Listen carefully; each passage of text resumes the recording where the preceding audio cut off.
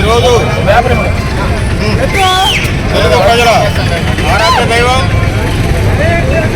తెలుగులో సినిమా ఆరాధక వెలుగొందినటువంటి వ్యక్తి తెలుగుదేశం పార్టీ సృష్టికర్త అన్న నందమూరి తారక రామారావు గారి తనయుడు బాలకృష్ణ గారి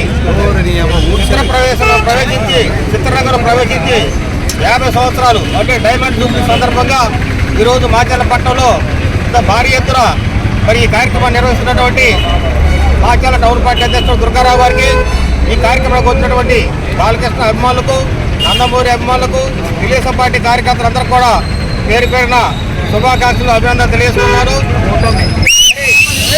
50 సంవత్సరాల క్రితం ఇదే రోజు మరి బాలకృష్ణ గారు తాతమ్మక్కల సినిమా ద్వారా సినిమా రంగ ప్రవేశం చేసి 50 సంవత్సరాల నుంచి తెలుగు సినిమా రంగంలో ఎదురులేని నాయకుడిగా ఎదిగిన ఘనత ఒక బాలకృష్ణ గారికి దక్కుతుంది.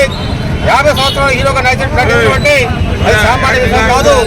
కేవలం 20 సంవత్సరాలు 10 సంవత్సరాలు హీరోగా నటించి తర్వాత పెద్దల పాత్రలు, తండ్రుల పాత్రలు, తాతల పాత్రలు నటిస్తారే తప్ప 50 సంవత్సరాలు సుదీర్ఘంగా మరి ఒక హీరో గారి కొనసాగిన ఘనత ఒక నందమూరి బాలకృష్ణ గారికి చెందుతుంది. మరి బాలకృష్ణ గారు సినిమా రంగంలోకి వచ్చిన దగ్గర నుంచి కూడా మరి ఆ తనదైన శైలిలో తనకే తనే ట్రెండ్ సృష్టించుకుంటూ తన ట్రెండ్ని మిగతా హీరోలు ఫాలో అయ్యే విధంగా ఎప్పటికప్పుడు కొత్తనంతో తన నటనా చాతుర్యంతో తెలుగు ప్రజలను మెప్పించిన వ్యక్తి బాలకృష్ణ గారు. మరి ఈరోజు 50 సంవత్సరాలు పూర్తి చేసుకున్న సందర్భంగా మరి ఆయన సినీ ప్రస్థానం చూసుకుంటే మరి సినీ ప్రస్థానంలో మరి మొట్టమొదటిసారిగా నటించిన సినిమా దగ్గర నుంచి కూడా మరి ఆయన పౌరాణిక చిత్రాల్లో తండ్రి గారైన నందమూరి తారక రామారావు గారు పౌరాణిక సినిమాలో అయినటువంటి కృష్ణుడు, రాముడు పాత్ర కూడా పోషించి ఆ పాత్రను కూడా పోషించి ప్రజలను మెప్పించిన వ్యక్తి మరి బాలకృష్ణ గారు. అలాగే మరి సైన్స్ ఫిక్షన్ ఉన్నటువంటి ఆదిత్య 369 సినిమాల్లో కూడా ప్రజలను మెప్పించిన వ్యక్తి మరి బాలకృష్ణ గారు.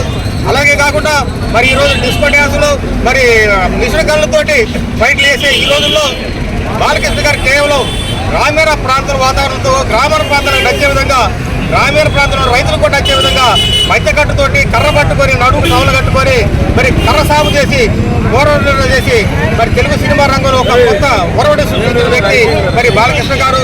అలాంటి ఎన్నో సినిమాలు నటించి మరి బాక్స్ ఆఫీస్ దగ్గర రికార్డు సృష్టించి ఎంతో మంది నిర్మాతలు కోట్ల రూపాయలు సంపాదించిన వ్యక్తి మన బాలకృష్ణ గారు.